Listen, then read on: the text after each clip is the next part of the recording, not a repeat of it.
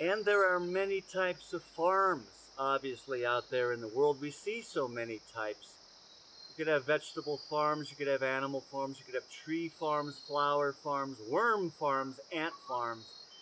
Every conceivable thing that you could make a lot of and you find a market for or a use for yourself, you could create a farm for. And I want to focus on the two main parts of farm, the two main types of farms, that being animal farming.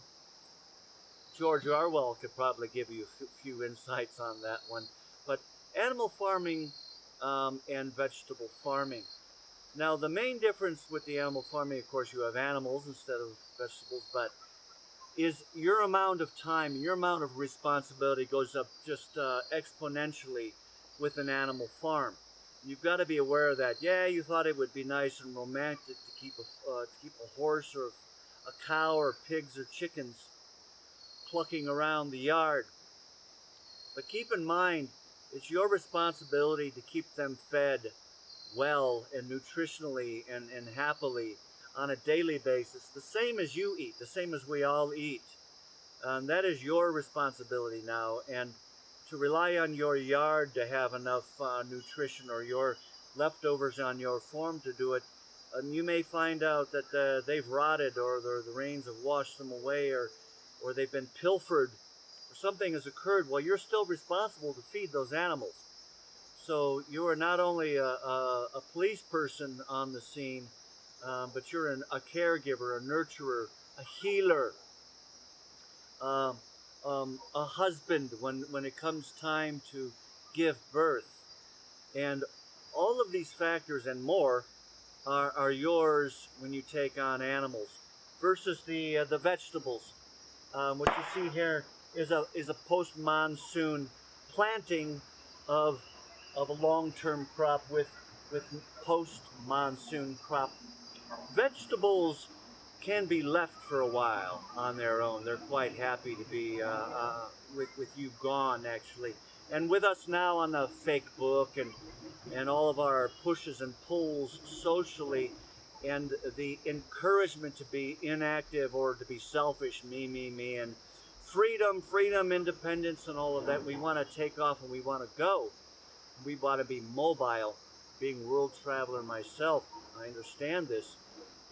To have a vegetable garden, this is possible. It is not possible with an animal farm unless you've got somebody else in the community that can take up your responsibility and take care of the animals while you're gone, or you hire staff. So you're bringing in resource necessity there, resource load on top of what you've already got to have the animals. Versus the vegetables, you go ahead and put your resource in the soil, have more standing by or composting, have access to it fresh locally always. And so the subsoil is happy. You plant your seeds biodynamically, take advantage of the rhythms. And so you're in good position to give those a good, happy childhood and life in their own environments here.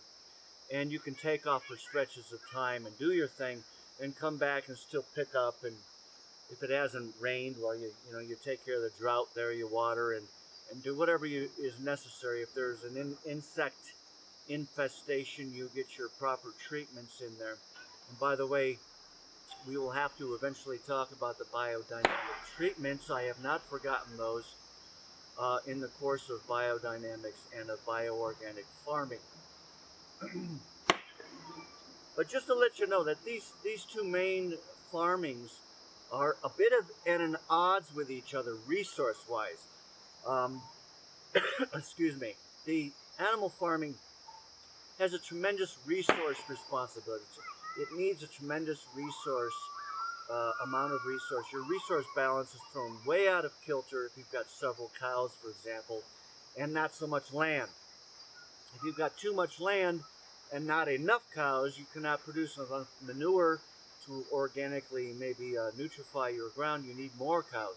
But to get more cows, you've got a vicious circle where you've got to produce your produce on site to get to those cows, to feed them on a daily basis, fresh, organic, nutritional produce, or else you've got to find it nearby. Now, you can bring external inputs In other words, outside your boundaries, but still locally, grasses, weeds, all this kind of thing. You can bring baskets in there on a daily basis and pick up the resource load there for your cows and feed them on a regular basis.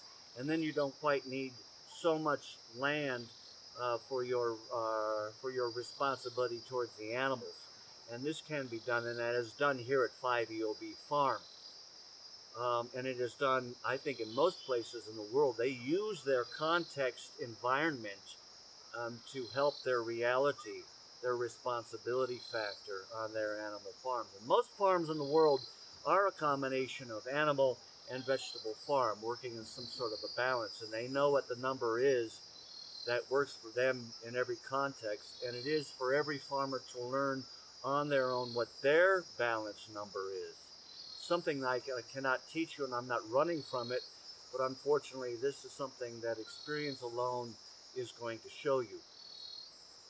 So that's a little bit of dialogue about farming, and I'm hoping that we will just roll right along with the rest of the lectures here, and that you can do more commenting.